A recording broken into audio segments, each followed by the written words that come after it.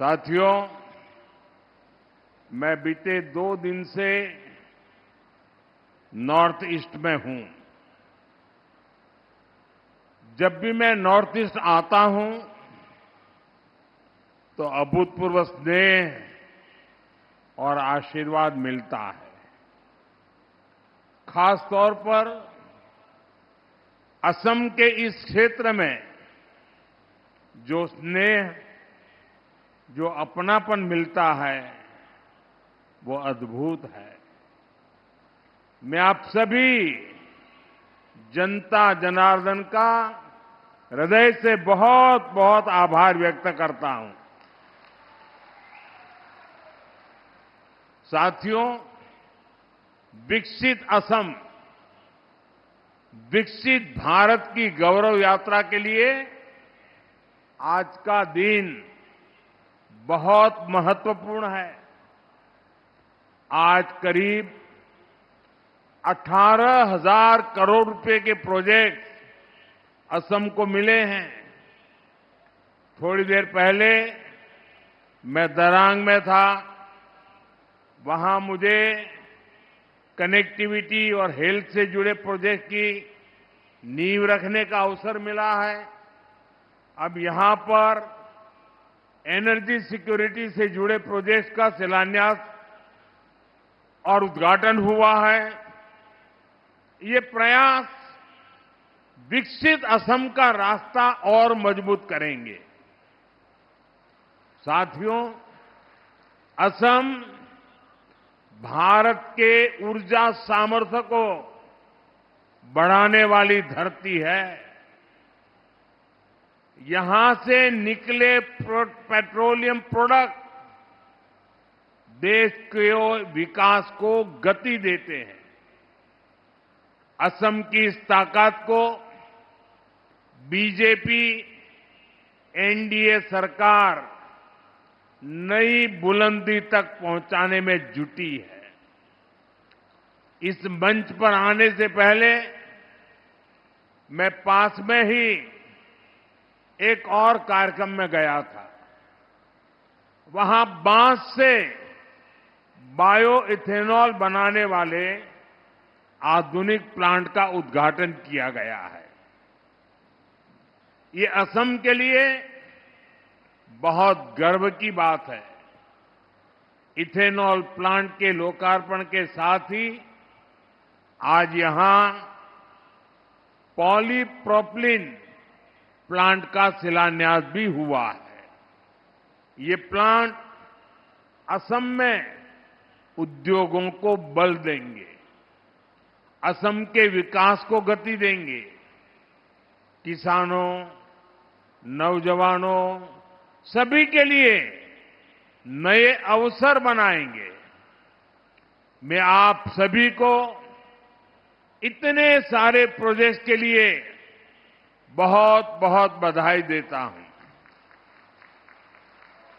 साथियों, आज भारत दुनिया का सबसे तेजी से विकसित होने वाला देश है।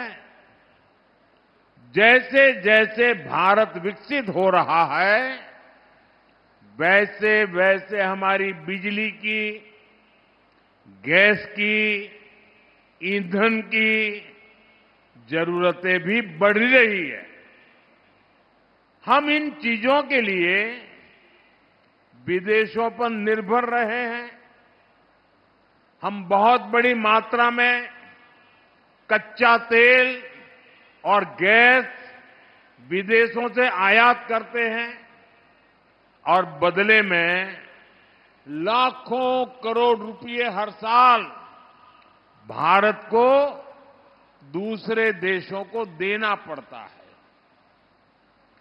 हमारे पैसों से विदेशों में रोजगार बनते हैं, वहां के लोगों की आमदनी बढ़ती है।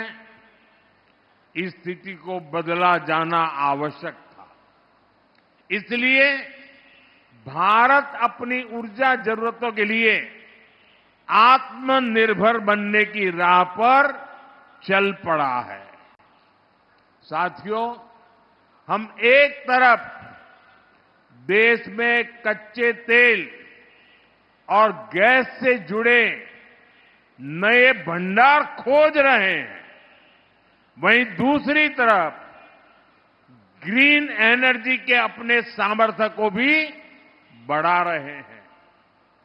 आप सभी ने सुना होगा, इस बार लाल किले से मैंने समुद्र मंथन की घोषणा की है। एक्सपर्ट बताते हैं कि हमारे समुद्र में भी बहुत बड़ी मात्रा में ऑयल एंड गैस के भंडार हो सकते हैं।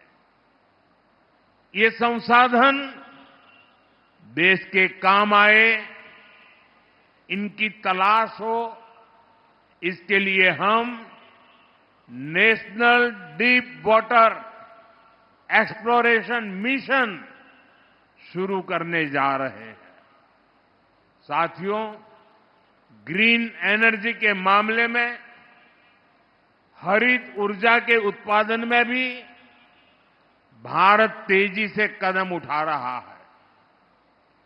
एक दशक पहले भारत सोलर पावर के मामले में बहुत पीछे था, लेकिन आज सोलर पावर के मामले में भारत दुनिया के टॉप 5 देशों में आ गया। साथियों, बदलते हुए इस समय में भारत को तेल और गैस के विकल्प के रूप में और भी ईंधनों की जरूरत है। ऐसा ही एक विकल्प है इथेनॉल। आज यहां बांस से इथेनॉल, बाम्बू से इथेनॉल बनाने वाले प्लांट की शुरुआत हुई है। इसका बहुत बड़ा फायदा असम के किसानों को होगा, मेरे ट्राइबल भाई बहन और परिवारों को होगा। साथियों, बायो इथेनॉल प्लांट को चलाने के लिए जरूरी बांस का इंतजाम भी किया जा रहा है। सरकार यहां के किसानों को बांस की खेती करने के लिए मदद देगी और बांस की खरीदी भी करेगी। यह बांस चिपिंग से जुड़ी छोटी छोटी यूनिट्स लगेगी। हर साल करीब करीब 200 करोड़ रुपए इस क्षेत्र में खर्च किए जाएंगे। इस एक प्लांट से यहां के हजारों लोगों को फायदा होगा। साथियों, आज हम बांस से इथेनॉल बनाने जा रहे हैं, लेकिन आपको वो दिन भी भूलना नहीं है जब कांग्रेस की सरकार बांस काटने पर जेल में डाल देती थी। वो बांस जो हमारे आदिवासियों की रोजमर्रा की जिंदगी का हिस्सा है, उसे काटने पर पाबंदी लगी हुई थी। हमारी सरकार ने बैम्बू कटिंग से बैन हटा दिया और आज ये निर्णय नॉर्थ ईस्ट के लोगों को बहुत फायदा पहुंचा रहा है।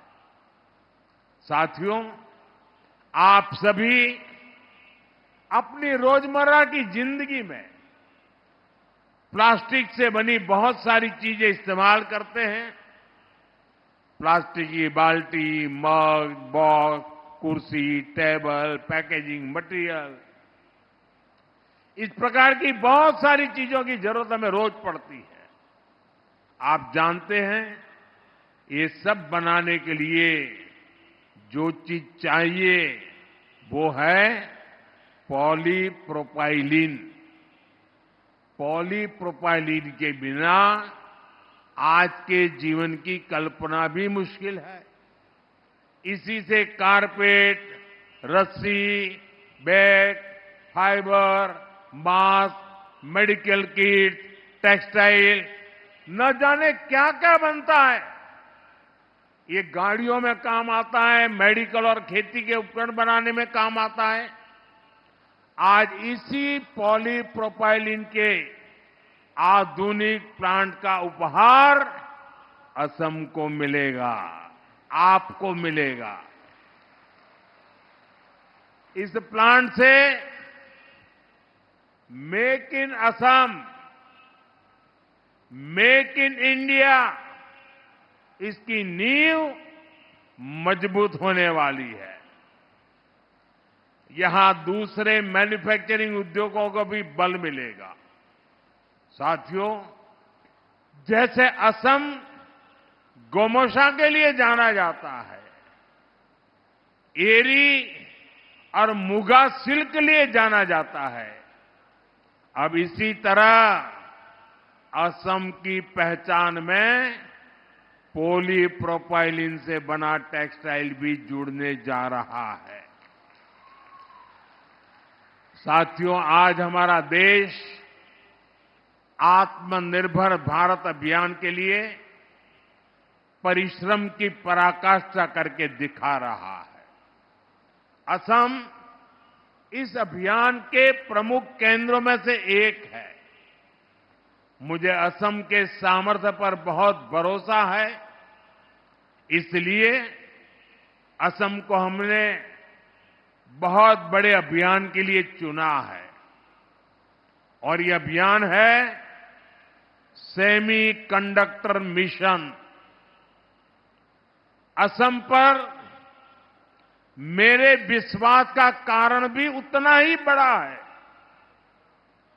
गुलामी के दौर में असम टीकी उतनी पहचान नहीं थी, लेकिन देखते ही देखते असम की मिट्टी और असम के लोगों ने असम टी को ग्लोबल ब्रांड बना दिया।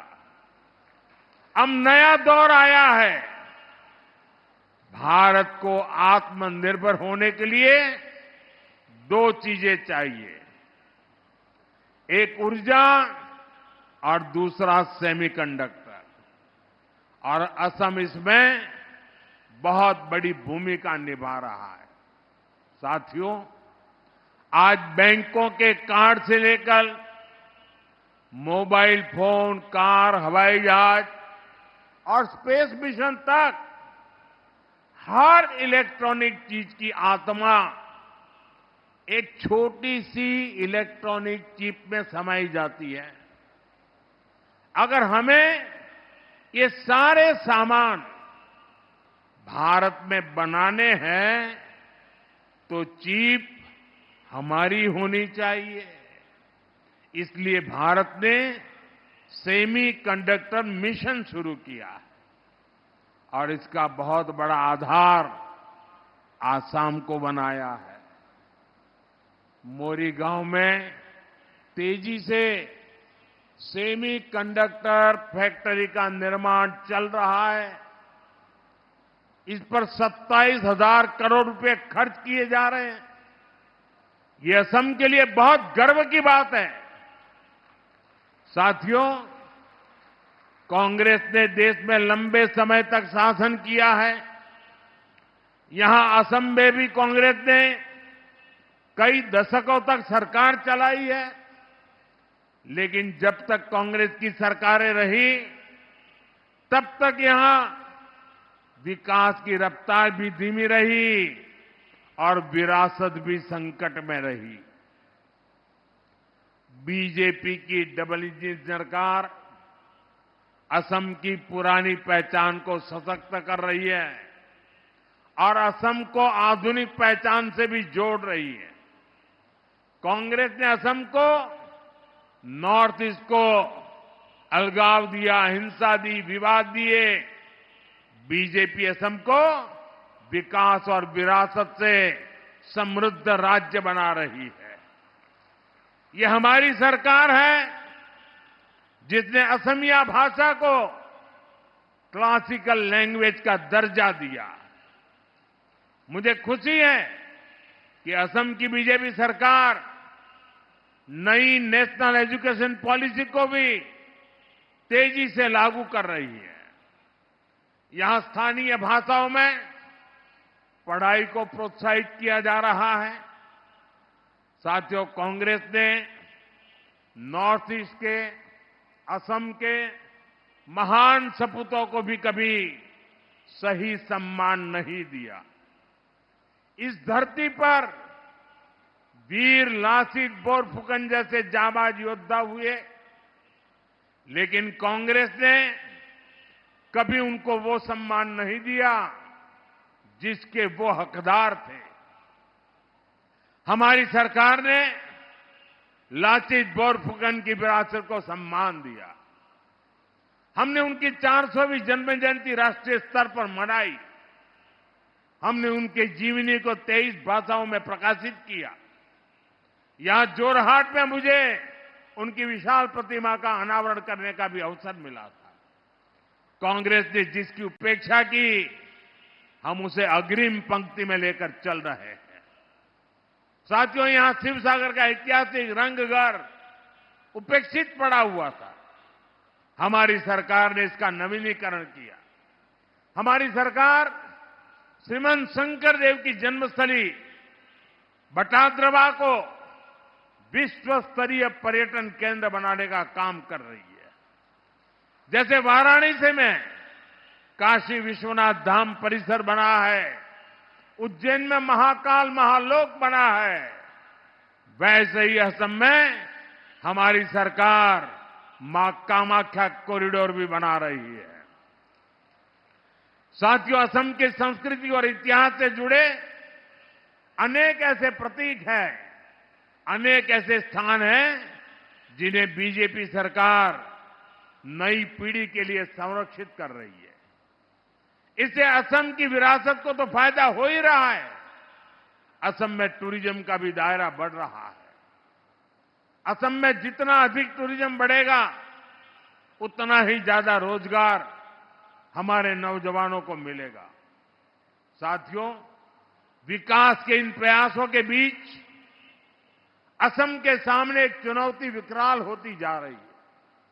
ये चुनौती है घुसपैठ की। जब यहां कांग्रेस की सरकार थी तो उसने घुसपैठियों को जमीनें दी, अवैध कब्जों को संरक्षण दिया। कांग्रेस ने वोट बैंक के लालच में असम के डेमोग्राफी का संतुलन बिगाड़ दिया। अब बीजेपी सरकार असम के लोगों के साथ मिलकर इस चुनौती का मुकाबला कर रही है। हम घुसपैठियों से आपकी जमीनों को मुक्त करा रहे हैं। जिनके पास जमीन नहीं है, जिन आदिवासी परिवारों को जरूरत है, उनको हमारी सरकार जमीन के पट्टे दे रही है। मैं मिशन वसुंधरा के लिए भी असम सरकार की प्रशंसा करूंगा। इसके तहत लाखों परिवारों को भूमि के पट्टे दिए जा चुके हैं। अहोम, कोच राजवंशी और गोरखा समुदाय के भूमि अधिकारों को कुछ जनजातीय क्षेत्रों में मान्यता दी गई है। उनको संरक्षित वर्गों की सूची में शामिल किया गया है। जनजातीय समाज के साथ जो ऐतिहासिक अन्याय हुआ है, बीजेपी उसको ठीक करने में पूरी प्रतिबद्धता से जुटी है। साथियों, बीजेपी सरकार के विकास का एक ही मंत्र है, वो मंत्र है नागरिक देवो भव। नागरिक देवो भव यानी देश के नागरिकों को असुविधा न हो, उनको छोटी छोटी जरूरतों के लिए यहां वहां भटकना न पड़े। लंबे समय तक कांग्रेस के शासनकाल में गरीबों को तरसाया गया, ठुकराया गया, क्योंकि कांग्रेस का काम एक वर्ग के तुष्टीकरण से हो जाता था। उनको सत्ता मिल जाती थी। लेकिन बीजेपी तुष्टीकरण नहीं, संतुष्टीकरण पर जोर देती है। कोई भी गरीब, कोई भी इलाका पीछे न रहे, इस भाव से हम काम कर रहे हैं। आज असम में गरीबों के पक्के घर बनाने का काम भी तेजी से आगे बढ़ रहा है। अभी तक असम में 20 लाख से अधिक पक्के घर गरीबों को मिल चुके हैं। घर घर नल से जल पहुंचाने का काम भी असम में तेज गति से चल रहा है। साथियों, भाजपा सरकार की गरीब कल्याण की योजनाओं का लाभ यहां चाय बागानों में काम करने वाले बड़े भाई और बहनों को भी हो रहा है। चाह श्रमिकों का हित हमारी प्राथमिकता है। सरकार द्वारा टी गार्डन में काम करने वाली महिलाओं और बच्चों को मदद दी जा रही है। महिलाओं के स्वास्थ्य, बच्चों की शिक्षा पर हमारा बहुत जोर है। यहां माता मृत्यु दर और शिशु मृत्यु दर को कम से कम करने के लिए भी सरकार योजनाएं चला रही है। कांग्रेस के समय में टी गार्डन वर्कर्स को टी कंपनियों के मैनेजमेंट के भरोसे छोड़ दिया गया था, लेकिन भाजपा सरकार उनके घरों में बिजली कनेक्शन की, घर में पानी की, उनके स्वास्थ्य की चिंता कर रही है। इन योजनाओं पर करोड़ों रुपए खर्च किए जा रहे हैं। साथियों, असम के विकास का नया दौर शुरू हो चुका है। असम ट्रेड और टूरिज्म का बड़ा सेंटर बनेगा। हम मिलकर विकसित असम बनाएंगे। For more of such videos, do like, share and subscribe to ET Now Swadesh.